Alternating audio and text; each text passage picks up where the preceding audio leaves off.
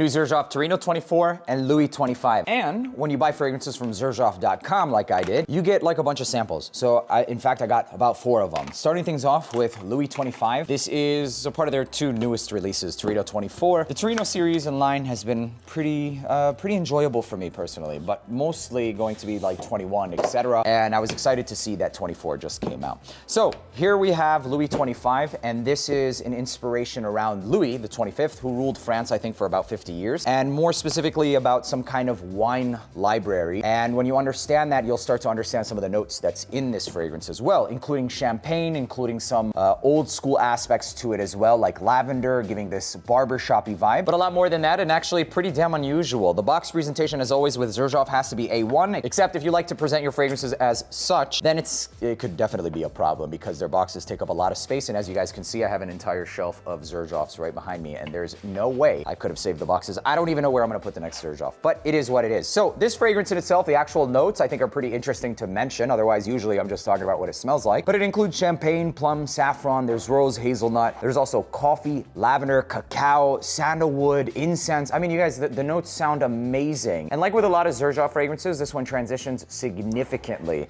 And you kind of do have to wear this one on skin. So initial impression with this one, when I did an unboxing short, I wasn't a fan of it like at all. It was in fact like a 4, but as I wore this one on skin is where it started to give me a little bit more of a developmental phase. It's still not something that I enjoy and like absolutely in love with, but it is something that's tolerable for me now, and definitely more of a slightly liking over disliking for sure. The fragrance in itself, as per the notes, is extremely unusual. I mean, you're talking about champagne with coffee and hazelnut, and then lavender and some woods. I personally find that to be unusual because of also the combination of plum and incense. In my opinion, I mean, there's a lot of notes that are used in modern day fragrances today that have all these accords and notes that are just doing really well, including the coffee, the plum, the incense. And honest to God, you guys, the more that I live with this one, the more that I enjoy it. It's just unusual, and it's not blind buy safe whatsoever. There is a slight bit of acidity to the rose and champagne, and it comes off a little bit rosy champagne, but then it's quickly backed up with this rich and woody, powdery sandalwood style scent profile. That also side by side has a whole nother like jammy plum and incense vibe happening all at once. So it's definitely a lot of a fragrance to consume for sure, as I do with fragrances. I consume a lot of it and too many of it. But regardless of the facts, no, I do review fragrances. So what it actually smells like is rose champagne with a side of coffee and maybe some cocoa powder, and then just incense. That's what I get from this. There's a sexy aspect to it. There's a sparkling and floral aspect to it. And I definitely think that there are some old school factors to this. That cup of coffee has this frothy style of foam that could be potentially that cocoa foam. So it quite literally recreates that experience for me. Is the rose champagne along with, I wouldn't know nothing about that, I don't drink, but that's what this is inspired by, one of the most ancient libraries or something like that. I'll put it on the screen. Aside from that, like I said, that warm cup of coffee with this frothy style of, think of cappuccinos, how it creates that foam. And that foam in itself is cocoa flavored. And then also you have a side of like incense, but the incense coupled along with some of that plum and the other aspects to it leads to a pretty complex fragrance. Every sniff I go in for, there is definitely something new, and every wearing that I go for, it's also something new. Unlike anything I've ever smelled before, I can't even tell you guys it reminds me of, because that's truly the case. I mean, there are different accords of like things that remind me of maybe like a chocolate coffee fragrance, and then you got some that barbershoppy foamy style lavender, and then it's just too much in one for me to just say it smells like anything. I've never smelled anything like this. So that in itself does get it bonus points for its creativity. So hats off to Xerjoff for still creating unique fragrances. I'll give them that. I don't regret this purchase because of that. Performance for this one, I mean, I obviously haven't really like lived too much with a full day's wear, but it's not going anywhere. Whenever I sprayed it on skin, I could easily smell it up until like hour 6. And that's kind of when I stopped looking for it basically and just went about my day. Now, in terms of the seasons and sprays for this one, I personally wouldn't say that this is something I would wear to just like, hey, I want a cologne. It's more of like an experience, a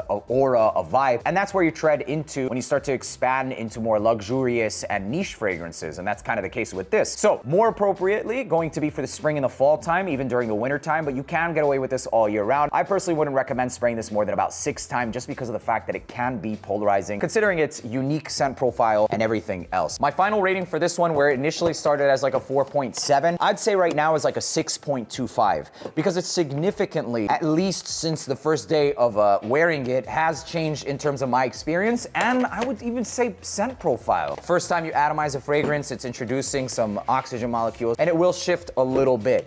And with the track record of Xerjoff, at least in my experience, is that they have very transitional scents, and this being also one of those. Moving on to the next one is Xerjoff's Torino 24. Also the same style of presentation, and as you can see, pretty similar presentation, and that's pretty much it. So presentation-wise, this is how I would showcase my fragrances if and when I do get like a museum of just like fragrance. All right, let's go to the notes. Oh, this is the Louis 25. I'm actually getting more grapefruit than I give it credit for. So it's a rose grapefruit champagne. It definitely has some citrus kick to it as well. That lingers on for a pretty decent amount of time. So Torino 24, what this started off as for me personally was the texture is the first thing that I noticed. This fragrance, like many other fragrances that utilize like this floral, musky, and tropical fruits, does go in the realm of like this lotion slash conditioner texture. And especially more recently, when you think of a lot of the freshies, you're getting like coconut cream, etc. And this one started off relatively unique in comparison to a lot of those. I guess it's just my experience more recently with the coconut cream style scents. This one opens up with a pretty hefty dose of this mango and plum combination along with the lotus. And the lotus flower is usually contributing this aquatic vibe to it. So something that's fresh, yes, that's also got this floral but waxy and aquatic undertone to it. So that coupled with some benzoin resins adds another realm of waxiness, and couple that with some orange flower and you get a fatty texture to it. So it's definitely gonna go in that realm of like creamy, except with this one, because of that lotus and giving it or contributing this watery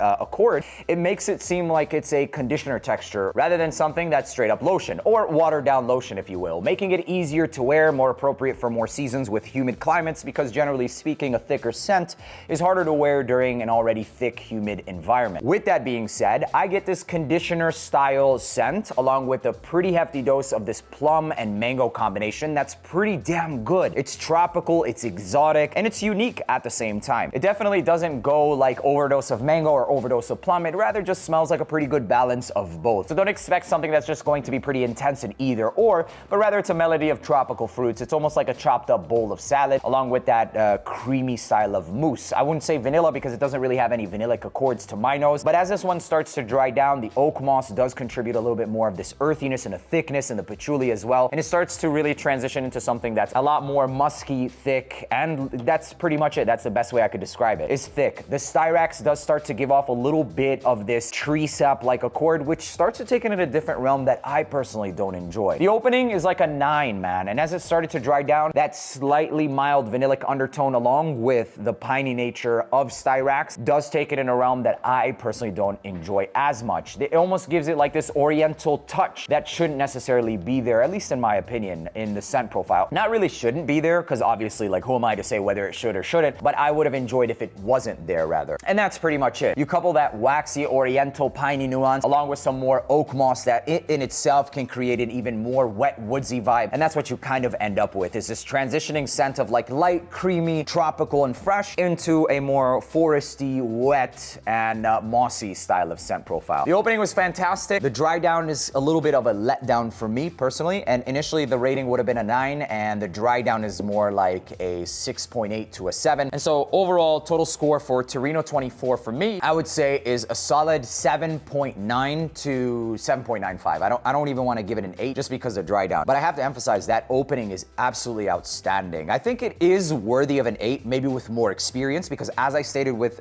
the Louis 25, when you wear these, it truly does change the experience overall. And I'm sharing with you guys more so the first impressions, because as you guys know, I get a shit ton of fragrances every month. I purchased these for around $480 together, if I'm not mistaken, directly from Xerjoff, and I also got these samples. So I'm gonna blow through these samples really quick and just tell you guys what I get from Sketchbook P33. This one has like a mandarin nutmeg spice. It smells like a mass appealing designer realm fragrance that's done at a niche level. What I will say though is that it does have like this Xerjoff amber funk. It's almost what they use in a lot of their bases. It kind of goes more ambery, etc. But this one doesn't really work for me, Sketchbook P33. As it starts to dry down, it gives me more so of a headache, and for me it's like a 6.5. I wouldn't buy a full bottle of this one at all. So the next one I also did crack into is called Torino, the original one. Way too spicy for my liking. It almost like smells like freshly ground black pepper. Artistically, sure. Otherwise, yeah, it's just not for me. I would give it probably like a 5.8 for me personally. If you enjoy any one of these, keep on rocking it. But for those of you who have a similar taste, the ratings I feel will do justice in that sense. So the next one is called Via Cavour 1, and this is actually a really good one. If you like rose oud combinations, this one also has the note of chocolate and cranberries. There's a little bit of an acidity coming from those berries along with an unripened style rose, as done very traditionally, and because of that, leaning it towards the feminine nature of things. This does not necessarily remind me of any fragrance per se, but it does tread in a realm of like Arabian Ouds Risala. And the reason why it doesn't remind me of that exactly is because this doesn't have that saffron metallic spice. It's not nearly as loud or as like, it's a more mild, toned down version of that. But it also takes away a pretty decent dose of sweetness coming from the cacao that's in Risala. This one does still use cacao, but it's not as sweet as something in Risala, which in turn does give it this more, or a different sophistication aspect to it, less exotic, if you will. So Via Cavour is actually really good. I give this one an 8.2. I don't know if I'd necessarily wear it per se, but that for whatever it's worth, it's an 8.2. Last but not least, this is called a Riedel or a Riedel. And this one is a dry woody take on that iris, basically. It does have a very similar lipsticky fantasy iris style DNA, except surrounded by a lot of dry woods. So don't go pick this up, a Riedel or a Riedel, I'm sorry if I mispronounced it, thinking that you're gonna get just this iris bomb scent, but rather what you get is a very distinctive note of papyrus, which they used to use as like old school paper. And that in itself comes off very dry and woody, along with that note of iris. I think this is phenomenal. It smells like an old book with iris, basically. Yeah, old library books and iris is what a Riedel is. And for me, I like it. I like it a lot. I think this is an 8.7, and I will be buying a full bottle. It is not blind buy safe by any means, but my love for the note of iris, yeah, this one's a really good one. And that's pretty much it, ladies and gentlemen. I hope you guys enjoyed watching this video. My name is Neeb. Thank you for tuning back in AROMATIX, and I'll see you in the next one. Peace.